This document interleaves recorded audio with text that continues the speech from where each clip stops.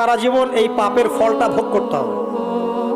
এক, মাদকদ্রব্য দীর্ঘদিন সেবন করেছেন, তওবা করেছেন, ফিরে এসেছেন, আল্লাহ হয়তো মাফ করে দিয়েছেন, আল্লাহ পাক মাফ করে দিয়েছেন, বাট আপনি আপনার দেহের যে ক্ষতিটা করে ফেলেছেন এটা পোষাতে পারবেন না। এক নাম্বার। দুই, তখন আপনি যদি বিয়ে করেন আপনি স্ত্রীকে সন্তুষ্ট করতে পারবেন না। হ্যাঁ। দুই নাম্বার হচ্ছে এই যে গোপনে যুবকরা যে পাপটা করে, মাস্টারবেশন, যেটাকে আমরা বলি হস্তমৈথুন, এই পাপ যেসব যুবকরা করছে বা করে, এবং অ্যাভেলেবেল এই পাপটা সবাই করে, কারণ এখন পর্নের যুগ, পর্ন দেখলে তো আর কোনো উপায় নাই, তখন তো এই পথেই যেতে হচ্ছে, নিজের উপরে নিজেকে জুলুম করতে হচ্ছে। যারা হস্তমৈথুন অভ্যস্ত হয়ে গেছে, এরা যদি তওবা করে ফিরেও আসে, শরীরের যে ক্ষতিটা হয়েছে এটা পূরণ হবে না।